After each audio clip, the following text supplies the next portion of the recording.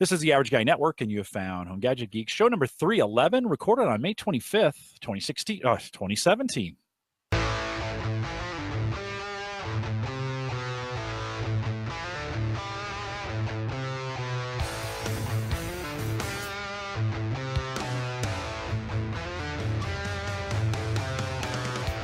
Here at Home Gadget Geeks, we cover all the favorite tech gadgets that apply to your home. News, reviews, product updates, and conversation, all for the average tech guy. And I must say, the tech guy who doesn't know a year he's in.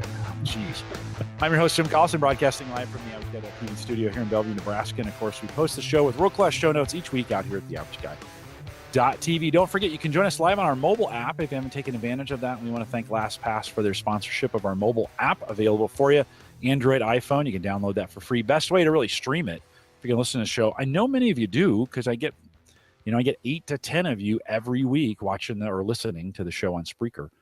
And that I get those stats right after the show is over. So thanks for downloading that. Thanks for listening live on Spreaker. They, of course, make those apps available to us for a very reasonable price. But, of course, LastPass sponsors that, and we thank them for that as well. You can get the links to it if you haven't tried it out. Check it out at homegadgetgeeks.com. Big links there as well. Don't forget, we've also cut the YouTube videos commercial-free, so no more commercials on YouTube. That thing's crazy over there right now. So I turned off the commercialization of it, and you can watch all our videos. So if you haven't picked that up yet, or you want to head over to YouTube, you can watch all our videos ad-free, and we appreciate you do it when you're subscribe while you're over there. Right? We just crossed over, Mike. We just crossed the 1,000th subscriber on YouTube. So there we go. Yeah, not too bad. And that's big for video. Podcasts are always audio, and the audio numbers are fantastic for the show. So to get to that point on the video is fantastic. Yeah. It just crept up on me. I didn't even really try. That's something that we don't talk about very often, but all of a sudden 1,000 subscribers on YouTube. So thanks for that. And then don't forget, the Amazon affiliate work seems to be working again. So if you want to support the Average Guy Tech Scholarship Fund and help us buy stuff for reviews, we're going to talk a lot about reviews today. And if you're new to the show, what we do is if you buy on Amazon, we take that money, and if you want to try something or review it, we buy it for you. That way it can be an unbiased review. And then you just write it up or come on the podcast, and we'll talk about it here. It's a great way to do it. If you head over to the AverageGuy.tv, just look for the Amazon link. We're keeping ourselves out of trouble with that crazy affiliate link. And just click on the banner. It'll send you through, and we'd love to have you. All right. Erin Lawrence is back, I think, third time, Erin, on the program. Welcome back to Home Gadget Geeks. Thanks, guys. Thanks for having me. No, it's good to have you. You've been super popular. I cannot tell you how many times we've referenced the Husqvarna lawnmower show since you've been on. It one has of my come up a all-time lot. favorites. It has come. There's maybe only one that's been more popular, and that would be our barbecue show. So who would have thought a Home Gadget Geek show that would focus on computers and phones and all that stuff, home automation, and yet the two most popular shows, mowing the lawn, barbecue. So It's a pretty cool gadget, and it's summer now. The grass is starting to grow, at least where we are. So people are actually starting to think about it again. So I've been getting questions about it too, about this time of year. Yeah. Well, my lawn in the back, Mike, we have had nothing but rain here in Omaha for, I think it's rained for 3 weeks straight. And so I mowed last week, and then it mowed right before I left for DC. And so I did it mowed this weekend, and it rained while I was gone in DC. So I came home. I don't know about you've probably been mowing your lawn, Mike, but mine is super tall. That's the way mine was. I have to mow twice a week now because I have 2 full trash bins dedicated to just grass, and I fill them up every time I mow. And I actually sometimes will go over that, and that's once a week. And so I have to start going down to twice a week to at least not bag once, but bag every other time. It's crazy. Well, Erin, it's about this time we start talking about how cool would it be if I had to come home, it was mowed. I have to get one. It would be out every night, Jim. It goes out. Remember, it's silent. It silently mows throughout the night. Well, I mean, you can set it to whenever you want, but that's when we had ours mowing. So every night it would just go out and do a little bit. So it was like the grass never grew all summer. It was perfect. You never come home, after a week away, and you're like, oh my God, what am I going to do? I'm going to have to cut it in tiny little shreds. I wish I had one of those for my hair where it would just cut it a little bit every day, and then I would never have to go to the barber. Isn't that called the Flowbee? Do you remember the Flowbee? Ooh, yes, a very bad device that you don't ever want to cut your hair with. No. But do you think the prices will come down on those? I mean, you follow these trends. Do you think it was $3,000 basically, right, to get one of those things? Do you think the prices will come down on those?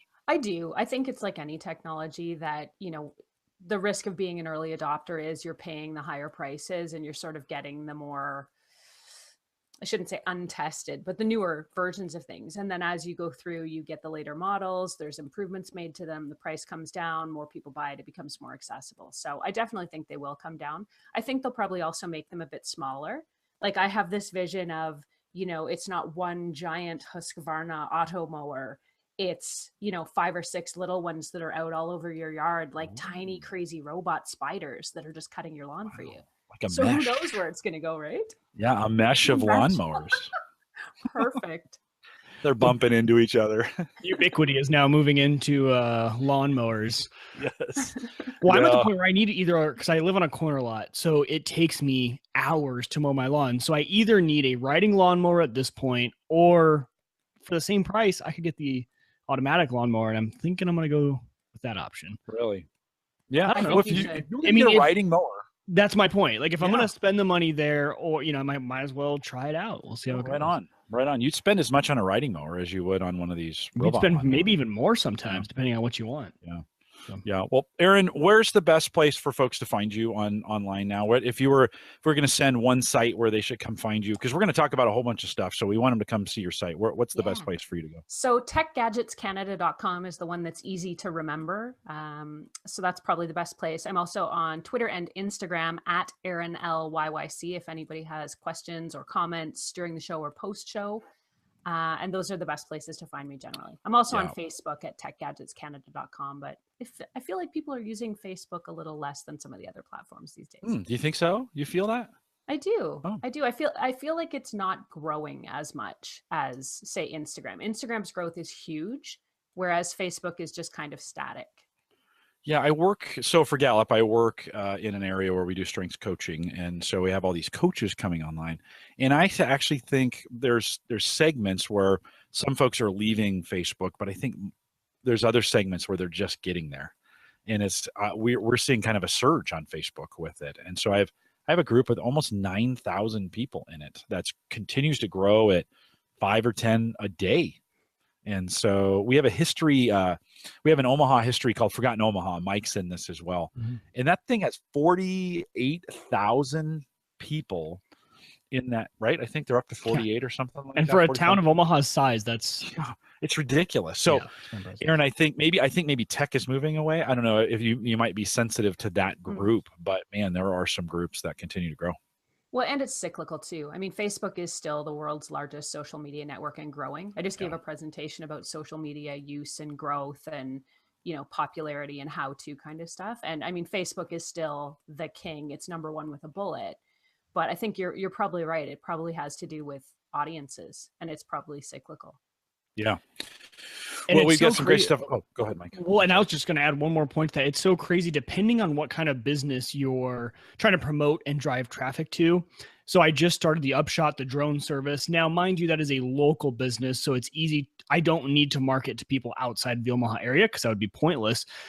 It is insane. I mean, when you think about the social network, I mean, really, where eyes are, though, is google.com. When people go to Google, they Google everything. And so I started 3 ad campaigns, one on Twitter, one on Facebook, one on Google. And it is just like hands down, the best money you can spend is with Google AdWords.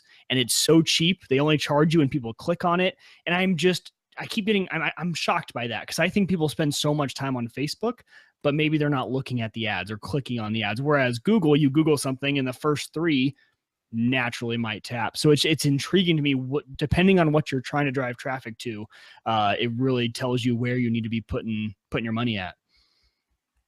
Erin, do you find that in the work? Because I'm sure you're doing some SEO stuff with your work. Do you find Google gets you the best bang for your buck?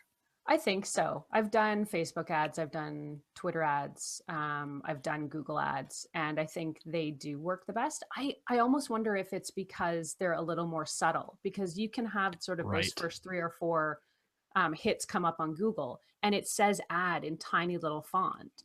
Whereas on Facebook, I almost feel that it's, sponsored and the ads are running down the side and it's really obvious to me what the ad content is. So I think people just kind of glaze over that in Facebook, whereas with Google, it's a lot more subtle.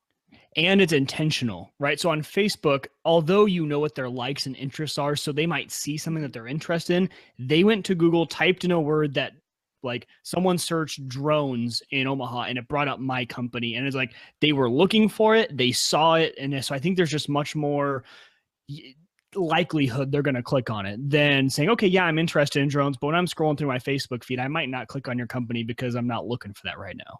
Exactly. That's a great point. Erin, Emily in our chat room is asking, what's up with the keyboard behind you? What's the significance? I think you mentioned that in a show in the past, but what's behind you there? I might have. It's called the Quirky Writer, and it's just the keyboard. So it's just a computer keyboard that you can attach to your laptop, your tablet, and it's got a little place where you slot the tablet in, and then you basically type like a regular typewriter. I shouldn't say regular typewriter. Do people even still know what typewriters are? They don't exist. I don't think you can get them anymore.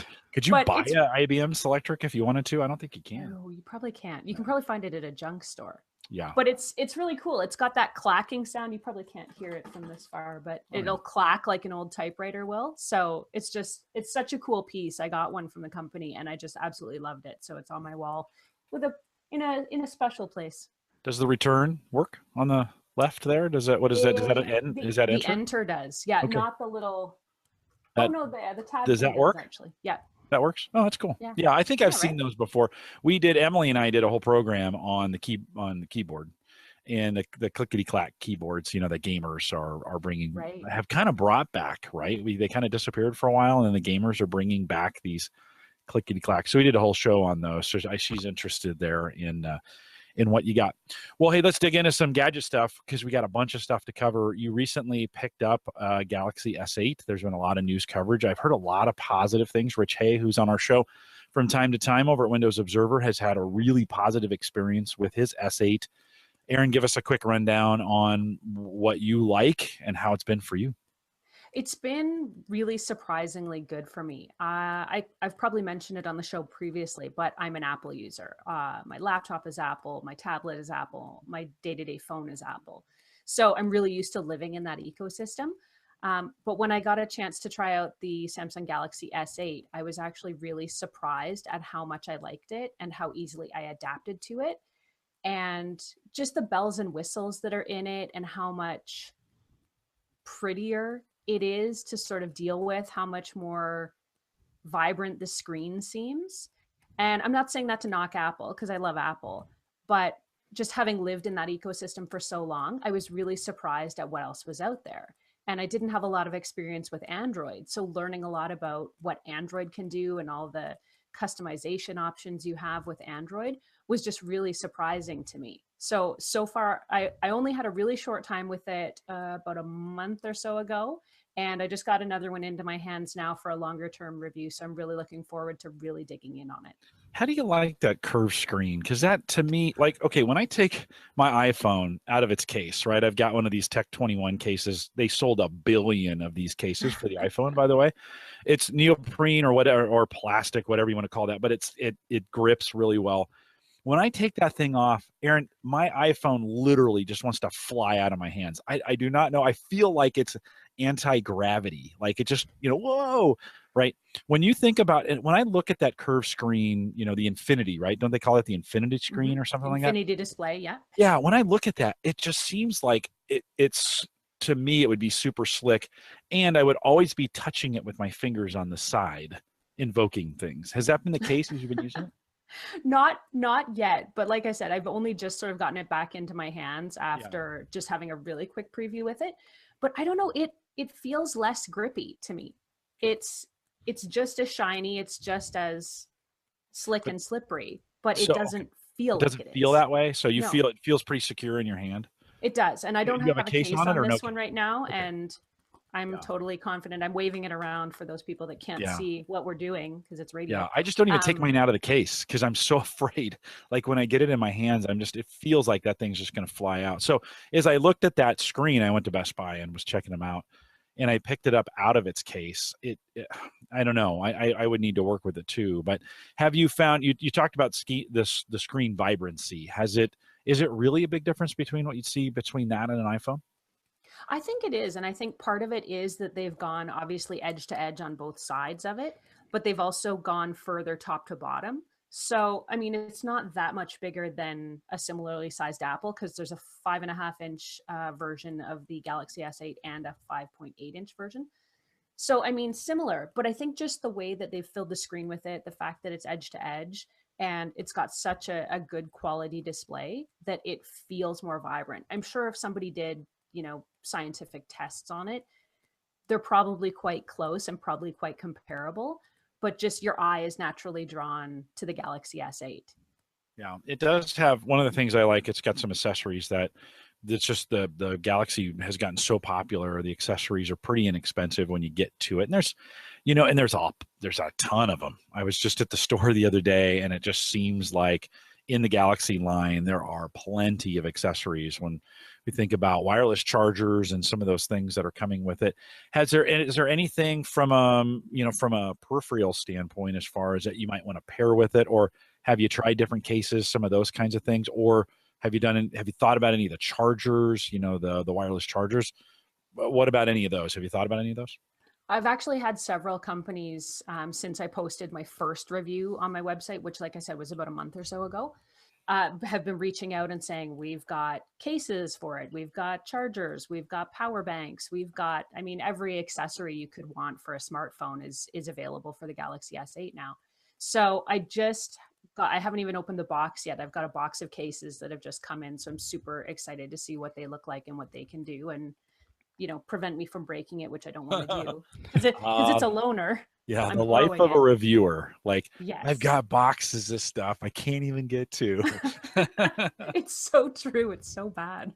So being an Apple person though, could you, like, if your iPhone broke today, could you switch over relatively easily? Because that's been my thing too, is in the past it seemed like it would be a big jump, but I feel like now, hardware wise, it's fantastic. They're very comparable, but the ecosystem of Android compared to iOS, how do you feel the jump would be? Maybe it's because I've had some experience. I've had a Google Pixel phone as well for a while since they came out. I think that was last fall. So I'm getting more familiar with Android. So I don't know if it's the familiarity that I'm getting with Android so that I'm a little more comfortable going back and forth between the two. But, I've been so comfortable with my Apple for so long that even initially, everything's pretty intuitive. There are some things you do have to look up. If you're an Android user, it's not as though you're going to figure it out on your own with some things. So I've spent many a day on Google trying to go, how do I close the dual split screen window? I can't figure it out and I can't shut it down. So yeah, it's like anything. I think if you spend enough time with it and you're committed to learning it and adapting to it, you'll figure it out no problem. And that's interesting to hear because I think Apple went the opposite way. Whereas I think there's a lot of tricks and things on the Apple devices now, whereas previous versions of iOS, it was pretty straightforward what to do. When I hand the phone to someone who's never used it before, sometimes they can naturally figure it out. Whereas now there's so many swipes from the different sides of the screen, press and hold. And now, especially with the 3D touch, okay, if you press it and press it even harder, now it's going to pop up in a different menu. So I think now that's even the plane a little bit more than they were in the past. Because I know I was walking my grandma through one of these things. I was like, well, it's just not as simple as it used to be. You're going to have to do X, Y, and Z. And it was the first time I'm like, iOS is actually getting a little bit more complicated to use. They're no longer the super easy to use operating system.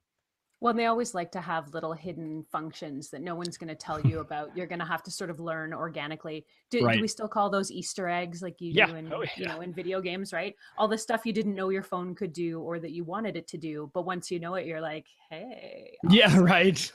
You're the cool kid on the block with the new feature. Yeah. Hey, Siri, can you rap for me? All that secret stuff, right? Wait, does she do something cool? I didn't even know that one. She really does. Really? If you ask her to rap or ask her to beatbox for you. Well, there's my next break activity. What you're doing after the show. I'm gonna go on mute for a little bit. Go ahead, mute my phone. Yeah. You can pick it up. Erin, you also picked up, or you've had in your hands, the Tab 3, the Tab S3, and the Gear S3. Talk a little bit about the Tab a little bit larger, of course, and then the Gear Watch. Talk a little bit about those. How do you like those? So the Tab was very cool as well. Again, surprised at how much I enjoyed the experience. The Tab S3 comes with something Samsung calls the S Pen, which is basically a stylus that you can use on the screen. One of the things I've always hated about styluses, though, is that kind of weird scratching on glass feeling that most of them will give you if you're using them on a device. The thing I liked about the Samsung is that it feels more naturally like pen on paper. So it's a really nice writing experience if you're going to use it. So that was fun. The tablet was pretty fast. It was pretty responsive. Again, the screen was nice and vibrant. It was really enjoyable to watch videos on it.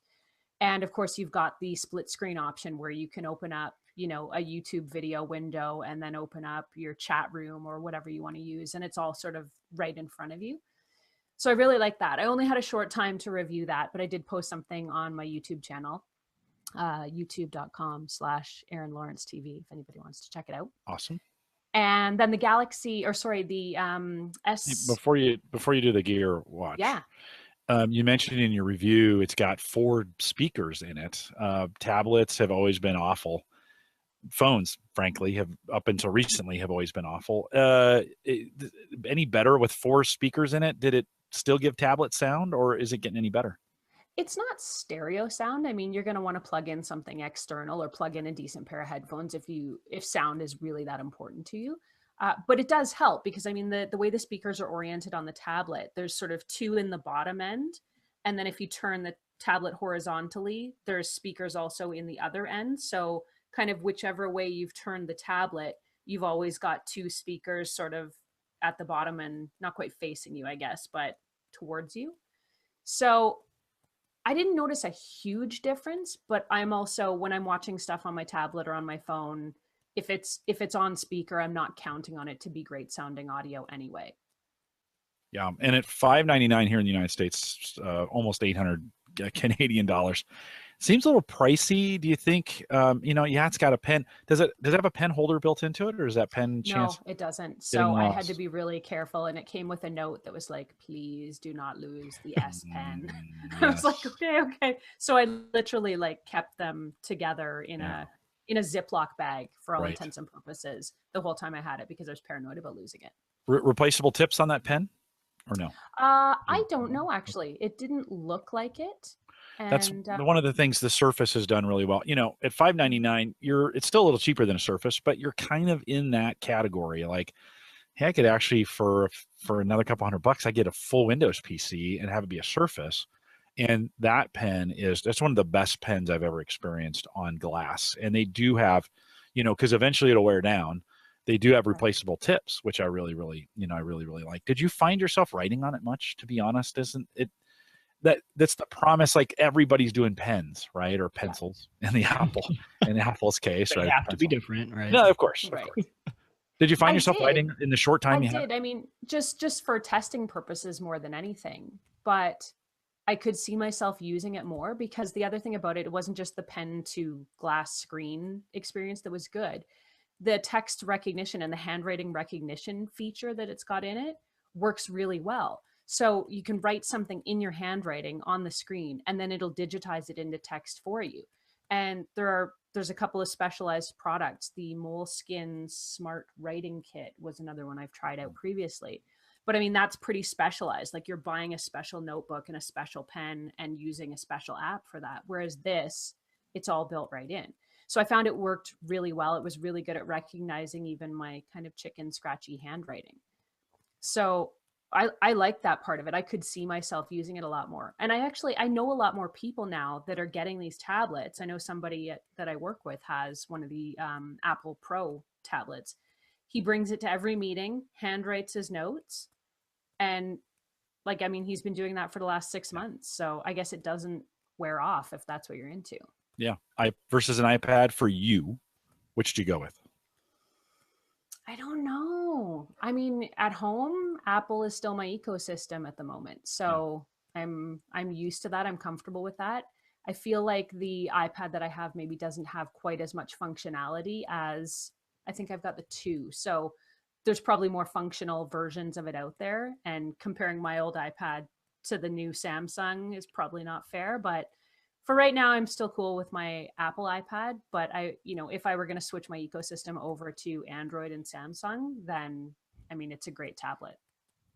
Yeah, Aaron, you're always, this is a bias-free show, by the way. If you want to be biased, you absolutely can. So never feel like you have to. We're always looking for honest answers, and Awesome. you can do that as well.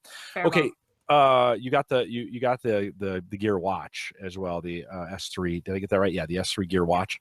You mentioned in your review it's kind of big. So talk a little bit about that.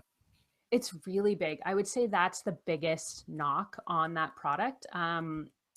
It's definitely made for men. It takes up, you know, my entire arm when I wear it as a woman, and there's only that one size. There's sort of two different bezel formats and two different bands you can get, but it's essentially the same watch.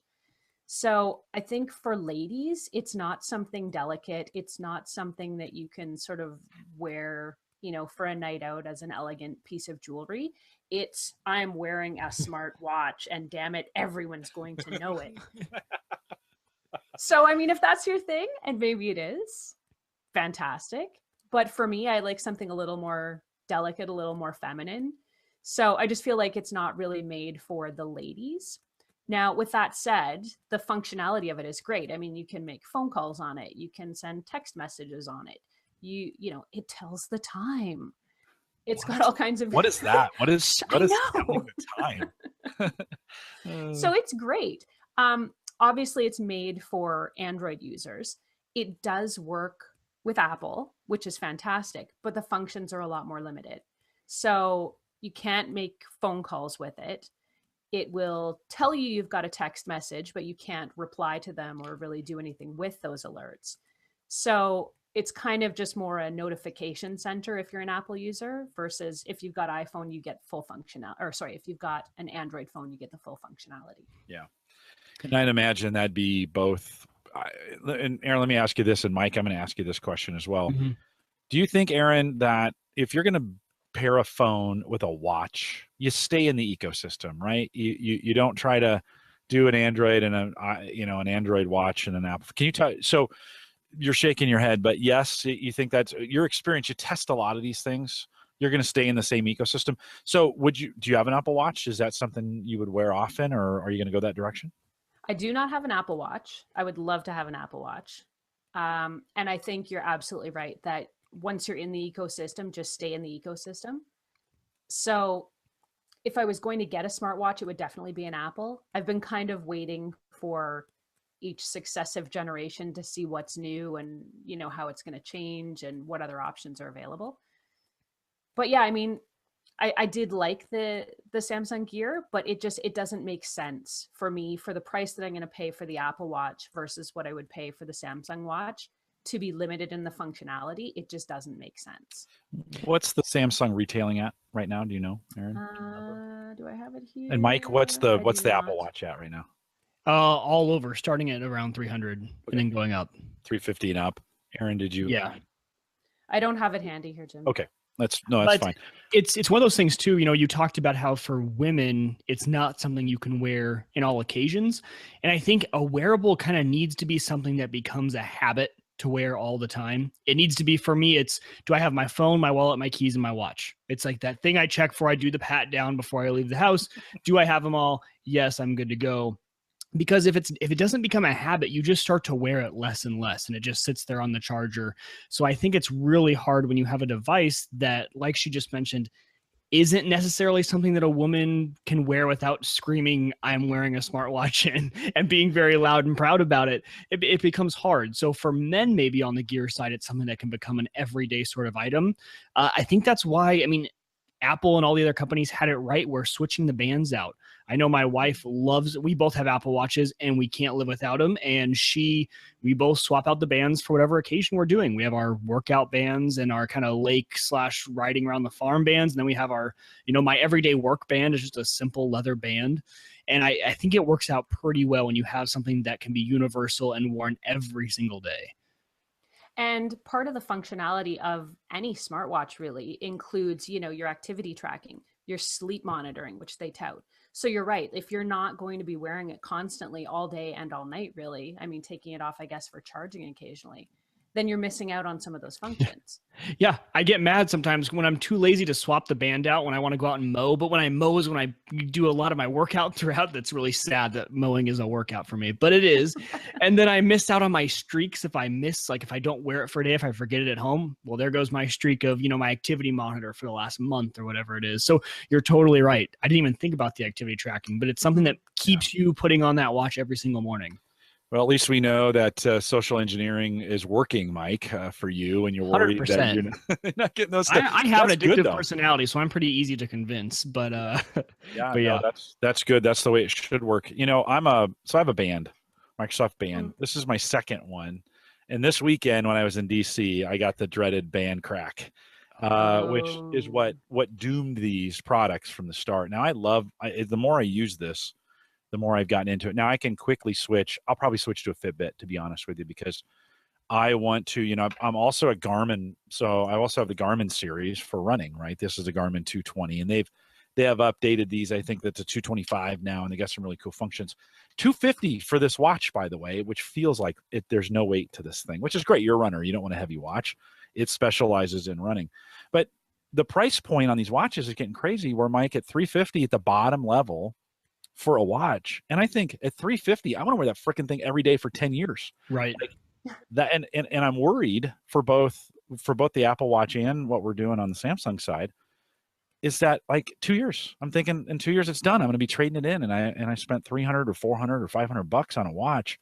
It's a little bit of a bubble from a price standpoint, don't you, Erin? Don't you feel like watches have become before smartwatches, if you would have bought a $500 watch, you would have gotten a pretty good, that would have been that'd have been a pretty good European, Swiss watch. Do you think we're in a little bit of bubble with just the price? I look at it as there's an entire computer now strapped to your arm.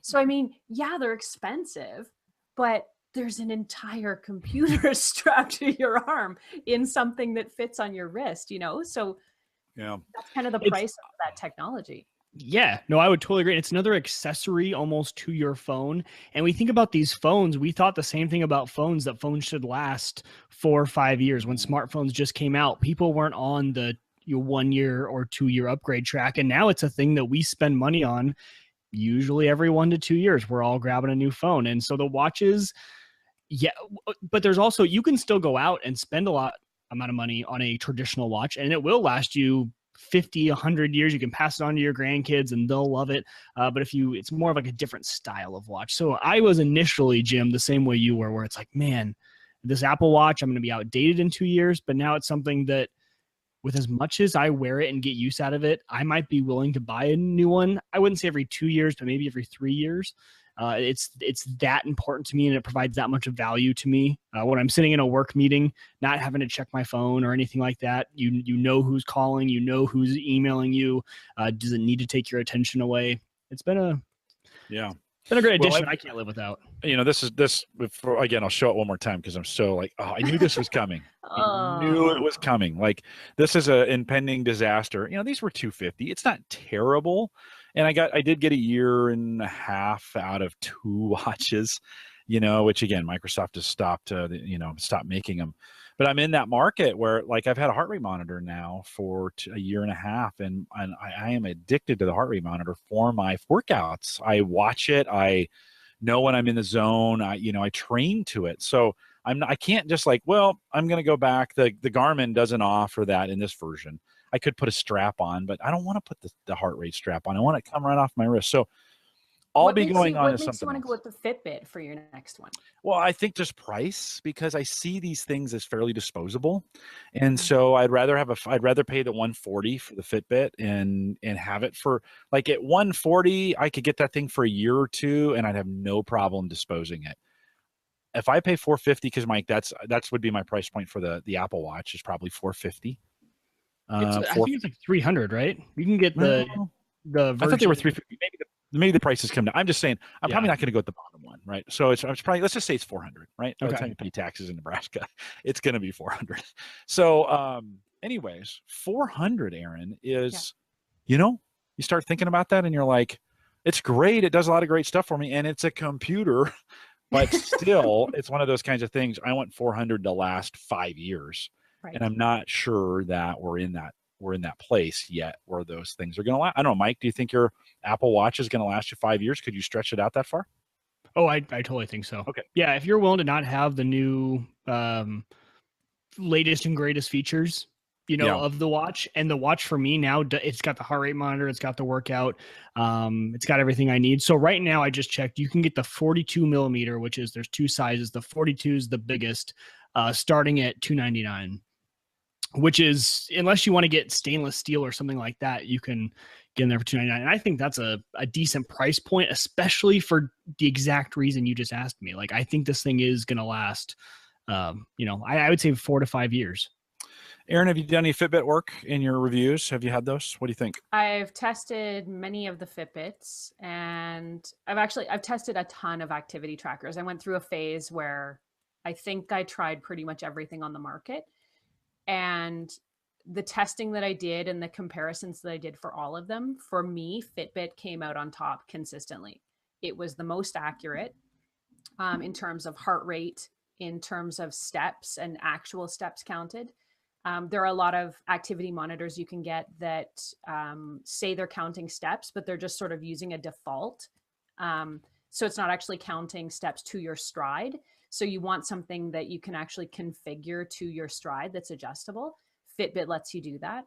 And just in terms of, it's exactly like you say, I've had probably 2 or 3 different Fitbits for myself. And my first one lasted me probably 2.5 years, and I replaced the band when it wore out, but they're easily replaceable. It had the tracker sort of in the middle, so you can pop the tracker out and pop it into any band. And then I tried the Alta that has a heart rate monitor in it, and I just find they work really well. Their app is really intuitive. All the data is at your fingertips. Everything is really accurate.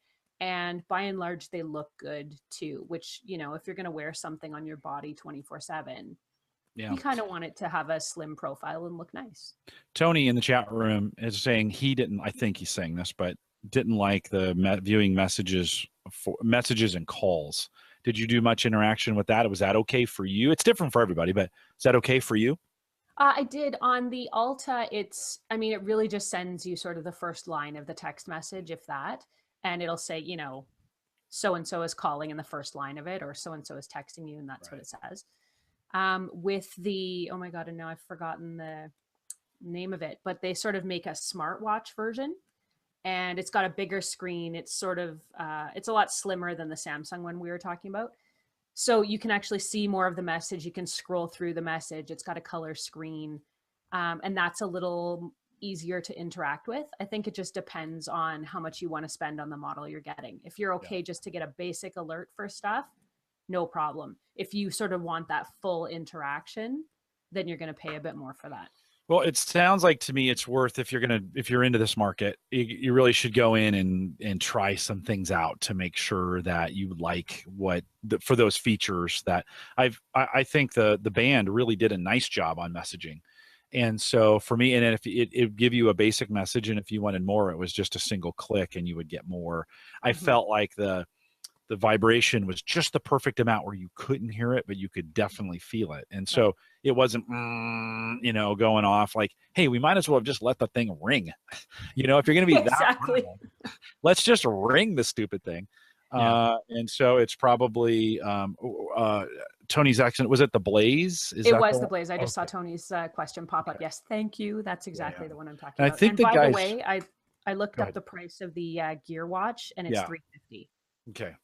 So similar to the Apple Watch from that standpoint. And so, Mike, I think I'm going to put some tape, some black electrical tape on this just to see how long I can, because I really do like this watch. And it's not even a year old yet. I mean, this happened at the 6-month mark again. Well, I got 11 months out of the first one. They shipped me a new one, and I got 6 months out of this one. And I'm like, well, maybe I can stretch it out because I really do like it. But I will just replace the bands on those. No, it's all in one. It's an all in. Sorry, you're being smart with me. I know, but okay, but what you said about trying them out, figuring out what features you want to pay for is so true. What had me hooked on the Apple Watch, well, I had already purchased it, but if I had tried it out and I had this feature, when you're on the same Wi-Fi network, it doesn't matter where your phone is. It doesn't need to be within range. So when I'm at work and I leave my phone at my cubicle, or if I forget it and I go down to the cafeteria, or if I'm anywhere in that building on the same Wi-Fi network, I can make and receive calls. So someone calls me and I can answer it from my watch. Those little things are kind of nice because a lot of times, I mean, I spend a lot of time in office buildings, whether it's at the client or at our work site, and it just makes it really easy. I don't have to remember where this phone is anymore. And a lot of times with how big these are getting, they're not in your pocket at all times. So I don't know, those little tiny features, someone might tell you, hey, that's not worth it for me. I'm not paying the extra $100 for those little features, and that's fine. But for me, those little conveniences make it worth it for the extra $100 than you might spend on a Fitbit. Mm-hmm. Erin, you're spending your money. You need a fitness watch. Ooh, that's a tough question. What are you spending it on? What right now? What do you buy? If you gave me $350 today and sent me to the store, Jim, Yeah. I would probably go with the Apple Watch, just because by the time I'm spending, I think the Blaze is like $250. So by the time I'm spending $250 on the Blaze, which only has limited functionality with my Apple Gear, I'm saving up a little bit more and just going whole hog with the Apple Watch. Yeah. And I think I do that the same and put Apple Care. Because you can do Apple Care on that as well, right, Mike? On the watches, maybe. Because I am super hard on my watches. Like, right. I beat the daylights out of these things. In the military, when I was in the military, I had a new watch every 6 months. I beat those things so bad. Even today, in my workouts and some of the things that I do, it is definitely getting wet. It is definitely getting beat, and it's going to rub up against a few things. So I got to have a watch that's kind of durable too. Right. Yeah. See, that leans me back towards the Fitbit. I think those are a little bit more durable than having all that glass out front. I don't know though. The Apple Watch is. I have whacked that thing on so many door jams and everything, and I actually, if I could go back, I wouldn't do the stainless steel version because I think the stainless steel version, I think that's what it is, right? Yeah, it shows a lot of those. You know how stainless shows like little scratches. And the other versions don't. But besides that, even the version I have, which is not touted as waterproof, I was disc golfing, totally forgot that it's on my wrist, and I just reached into a lake and grabbed it. I mean, my wrist was under there, and I was digging around for it, and I finally came back up. I found it was under a rock. It had sunk all the way to the bottom, and it was perfectly fine. Like, it just smoked your pebble, right? Well, how many of those did I go through? 4? Three or 4? I think 3. I ended up Oh. on I got 3 replaced, so I ended up with a 4th. Erin, do you agree with Mike? You think those Apple Watches are durable enough? I don't know. Okay. I haven't gotten hands on with one enough to be a judge. Sure. But I mean, considering the way I've beaten up some of my other Apple gear that I have, yeah, I think it's probably going to be okay. Yeah, well, if it's anything like my iPhone, I mean, I'm still on a 6. I'm 2.5 years into it, and it's new. I mean, I can't. It still is a great. It's been a good. Well, I have a decision to make, and I'm gonna stretch this my band out as far as I can because I just want to get the value out of it. It was very expensive when I bought it. Mike, when's the next rev on watches? When do I need to start watching for watches? Oh, that is a very, very good question, and I think probably going to be end of this year. Okay. But that's a total guess. They just came out with these like Series 2 watches. When was that? September, October. Yeah, I think it was. So I think we have maybe coming up this fall. Yeah. Yeah. But then again, they're talking about the anniversary iPhone this fall as well. Yeah. Potentially rumors. We don't know. Well, okay. I got some work to do. I got some things to think about. It's never easy, right? I think, Erin, this is the part of the tech stuff that's hard, is that there's so many factors that go into looking at these things. You've given me some good things to think about. I didn't think this was going to be a watch conversation when we started this, but it is one of those things where now that I've had a smartwatch for two years or so, that and especially in the last 6 months, I've gotten addicted to it in my workouts, and I just and now I want it. I don't want to go out. Today I was on the bike, and I turned on on the band. It is really good at tracking GPS on runs and bikes. I mean, this is where the band did really, really, really well. And I turn that thing on and I track every mile, and I'm looking all the time to see, you know, how fast am I going, and am I keeping up, and where's my heart rate at, and some of those kinds of things. And it's changed the way I do my workouts. We don't just go out and work out anymore. I go It out can and be work out with, addictive, right? yeah, I work out with It's intentionality. you're gamifying it. Yeah. Right. Yeah. And at my age, intervals are really, really important in my workouts. I need to be doing more of those where I get my heart rate up for a shorter period of time and then bring it back down, and up and back down.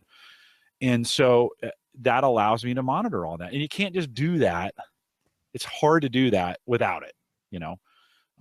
So anyways, it's become super important. All right. Well, we're going to run out of time. I may have to have you come back to talk about my favorite subject here, because I want to talk about it, and we're going to run out of time.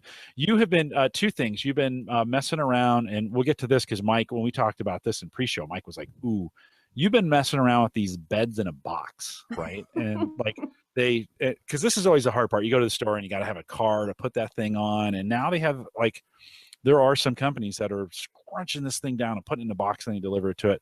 Talk a little bit about your mattress in a box experience, because it's got a little tech in it, I think. It does. And that's what sort of drew me to it, of being the tech blogger, writer type person that I am. The first thing I did when I was deciding on getting a new mattress was plug mattress technology into Google, just so I could see what's new and what's happening.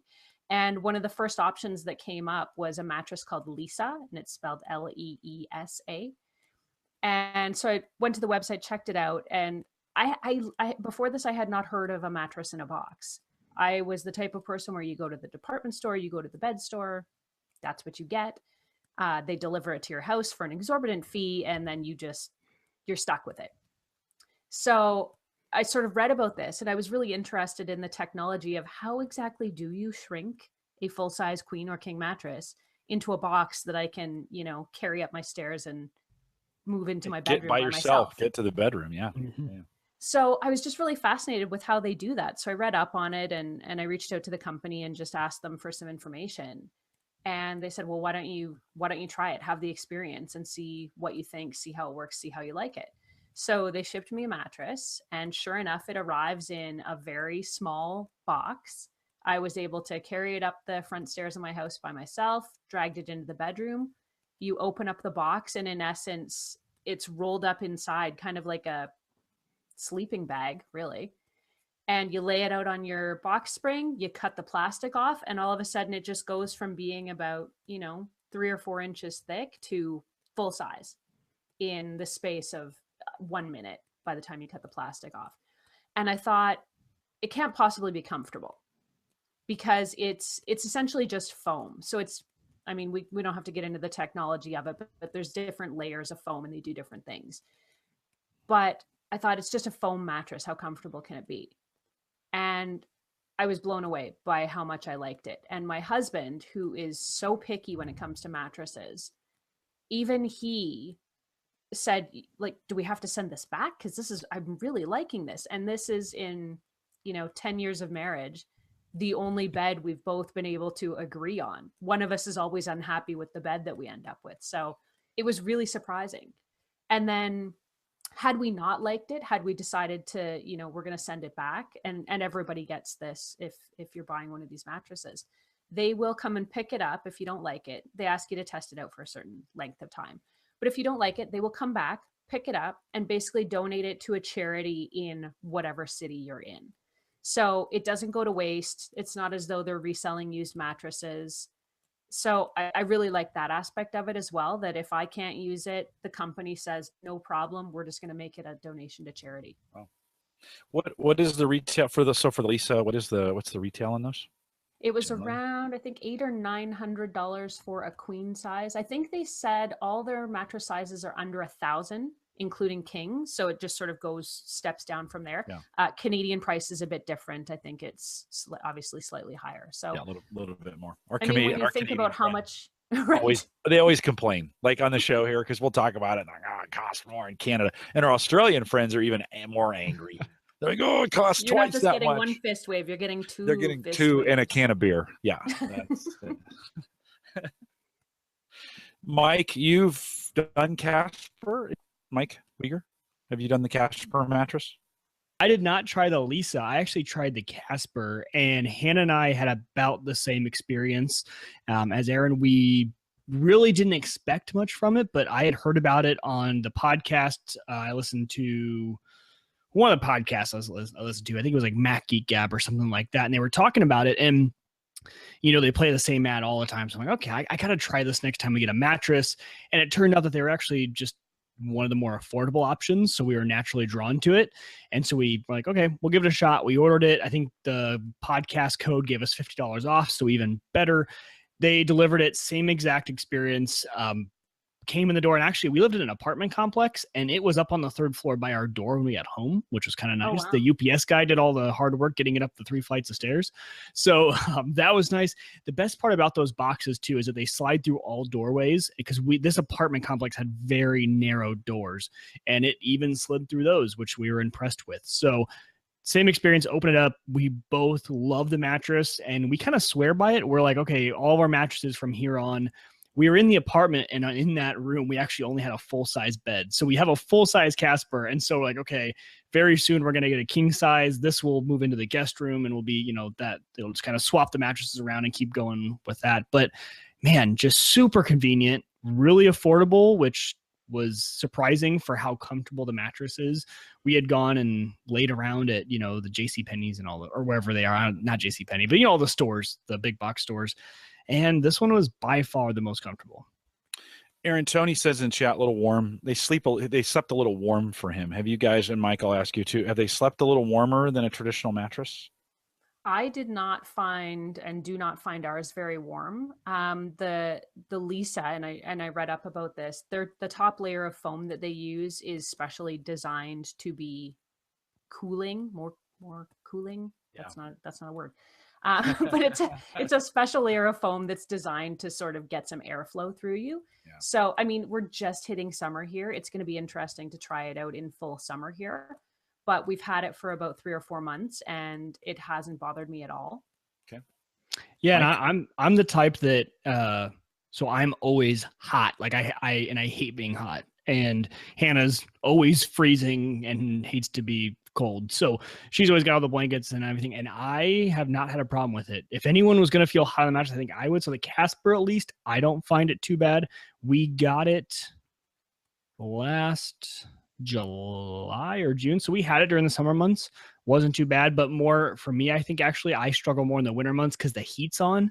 And I think I get way hotter in the winter just because of the heat, of air conditioning blowing on you all night. So, and I didn't have any struggle then either. So we didn't have any struggle with it. Okay. But I think Casper's the same sort of way.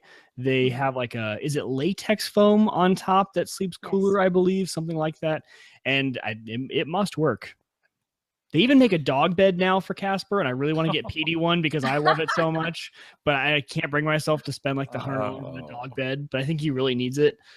So we should find a way to roll it up in with the bed so that it's like buy the full-size mattress, get the mini dog bed for free. I would do it. Rolled up in the middle. Oh, well, now I'm such a Casper fan. They sell like everything now. They have pillows, sheets, all that stuff. And I'm kind of wanting to test them all. When we do the next king size bed, just say, okay, give us the whole kit and we're going to test everything out. Interesting. Well, I'll have to think about it. I think we're moving. I think we're trying to move next summer. We've committed to kind of some new furniture in the move. And so I have to start thinking about that again. And, with the, hey, try it for 90 days or whatever the number of days it is. Mm-hmm. And then we may go that route. It doesn't sound like it's that much more expensive than a regular bed. By the way, we have no sponsorship from Casper or Lisa. I know some podcasts sell these things. We don't. So this isn't one big giant commercial for that. But if you do use the coupon code, no, I'm just kidding. Yeah, maybe that's 2% at checkout. Maybe that is an option for us is to give that a try first, and if we don't like it, we'll let them donate it, and then we'll go buy a traditional mattress. So pretty cool. Erin, you've also been trying out you have this Betty Glow, which is a kind of a clock, this kind of clock radio that syncs with your phone. Did I get that right? Is it Betty Glow? Yes, Betty Glow. And I'll throw that link in the chat room if you want to take a look at it. But talk a little bit about this, because this is kind of a different look at a clock, at a radio or a wake up device, an alarm clock for your bed. Well, so many people are using their smartphones for alarm clocks now, which is fine. But if your phone is going off and you're getting email alerts and text messages and everything all night, it's not really conducive to quality sleep. So I got a sample of this alarm clock called the Betty Glow to try out. And basically what it is it's a smart alarm clock. So you can choose exactly how you want to be woken up each morning. And a couple of the really neat points about it are you can use, it has a simulated daylight feature. So when you set the alarm, the simulated daylight will start to softly glow and then sort of brighten up your room until the point where the alarm goes off, and you can set it to ring or buzz or wake you with soft ocean sounds and, you know, wonderfully soft music. So depending on what kind of wake up you like, you can get that. So I've been using the simulated daylight because I get up in the middle of the night, normally around 3 in the morning, usually. So having the simulated daylight is really helpful, I've found, for me. And then just the soft sounds are nicer to me than the radio or the buzzer. So I've really liked that. And one of the other really cool things about it is if the power ever goes out, you know, you have to reset the alarm clock and you're pushing the little buttons on the top about 60 times, because it's always just off the time you need. To reset this clock, you just sync it to your phone and it reads the time off your phone. It sets itself. It remembers all your alarms because it's connected to your phone. And that's in part how you can control it and get things set up. So it's really easy to use. It's super smart. It's so smart, you can ask it to call you an Uber in the morning when you get up. So you can set one of the buttons on it, you push the button, and it will just automatically summon an Uber to your home, to set it up, but presumably to your home. So it's got a ton of really smart features. It'll also, you can set it to announce to you, if you want, what the traffic and weather are in the morning. So the alarm goes off, you hit snooze, and then it'll give you the weather forecast for the day and tell you how long it's going to take for you to commute to work. And again, you put in this information, your location, your home, your work, into the smartphone app, and it's got it all there for you. It'll just tell you everything you need to know every morning. So it was really smart and kind of fun, and I've really been enjoying it. And it runs about $80 US, I think it is. Yeah, which isn't terrible. Hmm. I mean, when you think about Not for all that functionality. it's got a speaker in it, I assume, too, so you could sync music. It does. All those. Yeah, you can play Spotify. You can play your own music if you want. Podcasts, of course. Yeah, whatever you want to listen to or wake fall up to asleep Home to. It's Gadget also got Geeks. like. I want to wake up to Jim's voice every. Don't do that. There you go, Please Jim. Can you do don't that do for that. us? Just record like Yeah. wake up. Don't use me as white noise. It does have white noise as well, so I mean that's pretty common, I think, in a lot of clocks now. Yes, yeah, and it's nice. There's all kinds of different settings within the app too. So if you want to listen to, you know, the sound of a fan or ocean or thunderstorm, rain, it's got all that stuff in it too. No, very cool. You like, is that a keeper? Is that something that you're going to keep around? That one is a keeper. I decided pretty much on day 2 I was not giving this one back, and it was not going anywhere. So my old alarm clock is like under the bedside table right now, you know, sad and lonely because it's not very smart. But take it to Goodwill or one of those yes, places, and it will find a nice new home. I'm sure there's a cartoon movie about that where the alarm clock gets replaced and the old one is sad in some kind of way. I have, you know, we've messed around with various kinds of alarm clocks, and I still end up with my phone. I mean, that has kind of just been find the ringtone on my phone. I'm not using white noise. So I haven't gone that route, and I've tried a couple times. This sounds like this could be a really good one for the room. Now, we are in a situation from time to time I'm moving into the guest room just because one of us is snoring, and like it's like, hey, could you I need to get some sleep or whatever. So I'm finding actually that I almost need to, like, I need to charge, because I plug my phone in the bedroom, and then sometimes I end up in the guest bedroom, and I'm actually finding I almost need a solution where the phone syncs to whatever device is in the room. So I'd almost need like 2 of these, and it would sync to the, you know, whatever. And I need to bring enough cables to charge both, because I want to bring my phone with me, right? I don't know, can it connect? How far do you think it could go?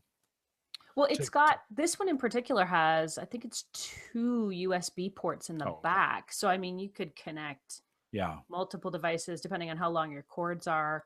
I don't know. I haven't tried syncing more than one phone to it though. That's a good question. Yeah, just kind of wondering multiple rooms. It's a weird situation. As we get older, this is more difficult stuff that kind of happens to people, anyways. But I'm finding myself in multiple rooms or in multiple places sometimes where I'm waking up, not necessarily where I went to sleep. And so I know that sounds weird, but that's just the way it is. So you just need to have cords stashed in every room. I kind of do, or devices that are set.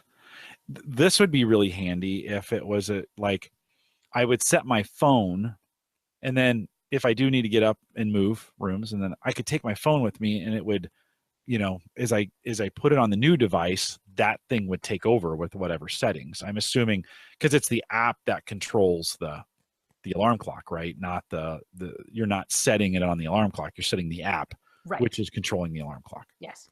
Yeah. Correct.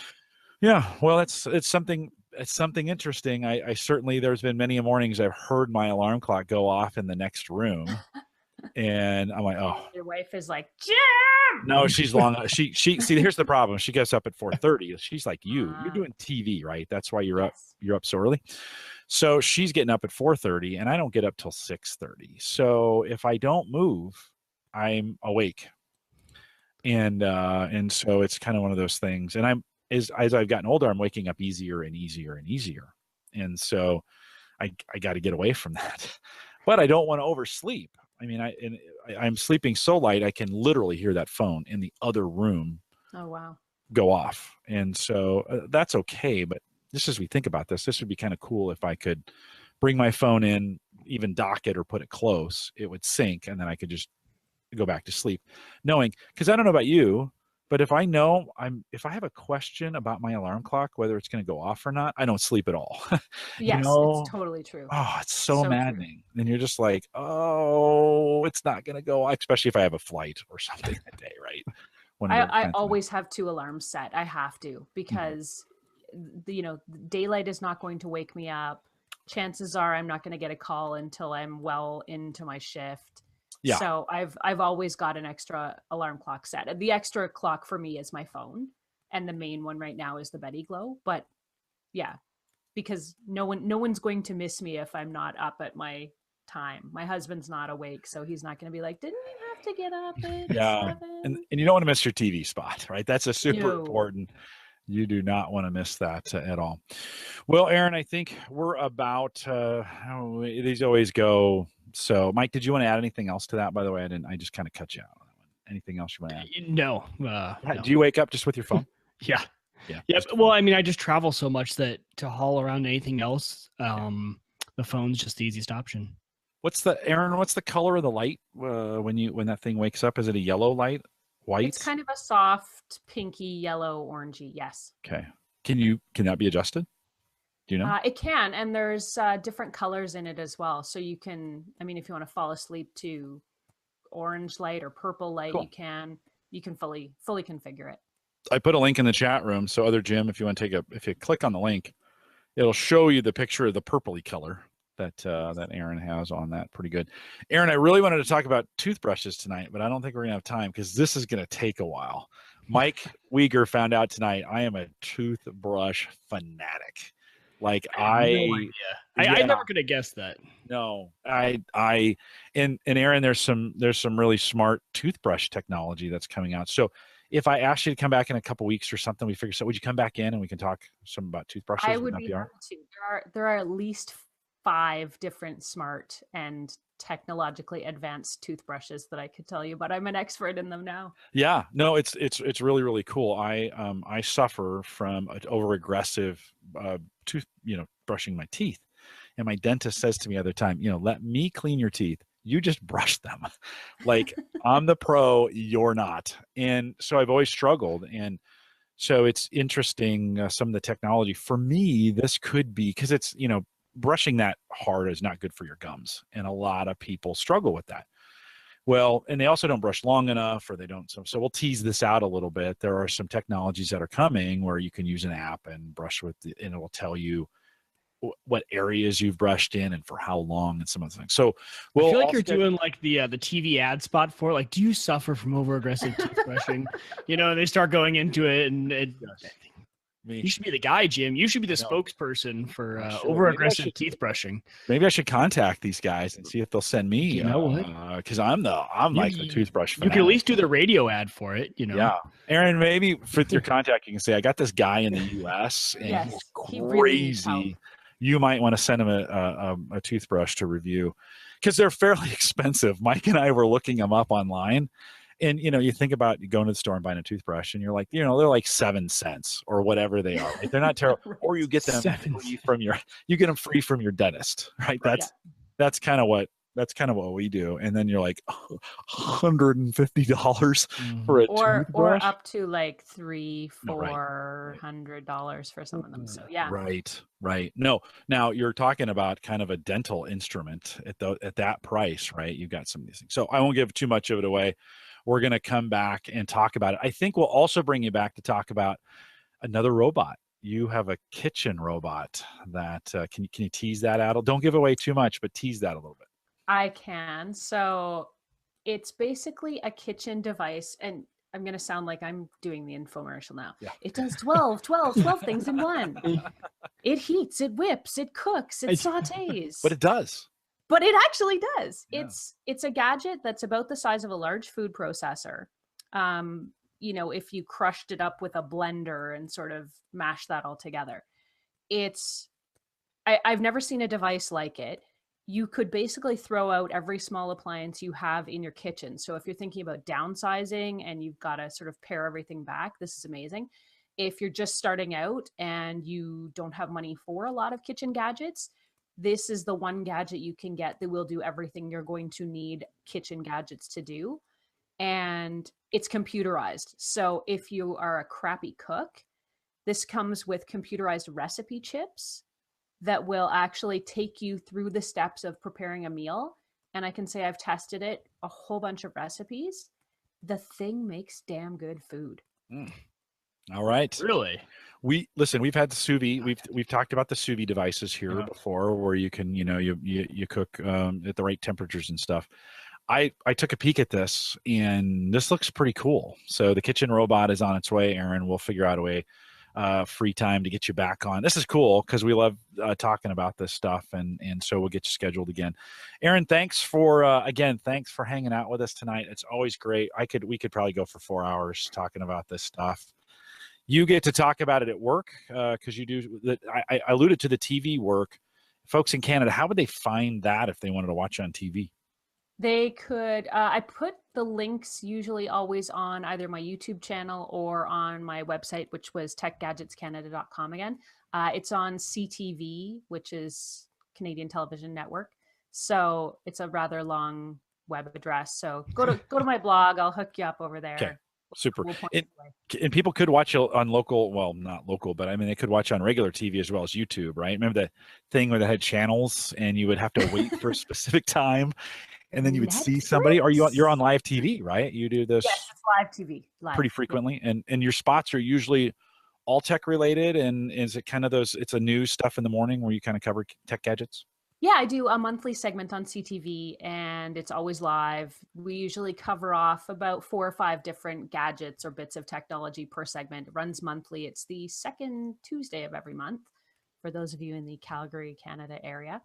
And yeah, it's fun. I get to sort of show off all the new technology and demonstrate what it can do and try and jam all the gadgetry I can into 4 minutes of crazy television. Yeah, cool. TV, the wonders of having to have it in 4 minutes when it could be as long as you want on YouTube. Exactly. So Erin, thank you for coming on. It's always great to have you. Afterwards we'll figure out a time, maybe in the post show, we'll figure out a time to get you back if your schedule's available. But thanks so for coming much, on. It's been my pleasure. Great to have you. Hey, Mike and I are going to do some post-show stuff. We won't take any more of your time. So if you want to drop, I'll send you a few notes via Twitter, and we'll figure out when to get you back in. How's that sound? Sounds great. All awesome, right, you guys. Thanks you again. bet. Thanks for Have jumping in. You bet. Great having you. Thanks a ton.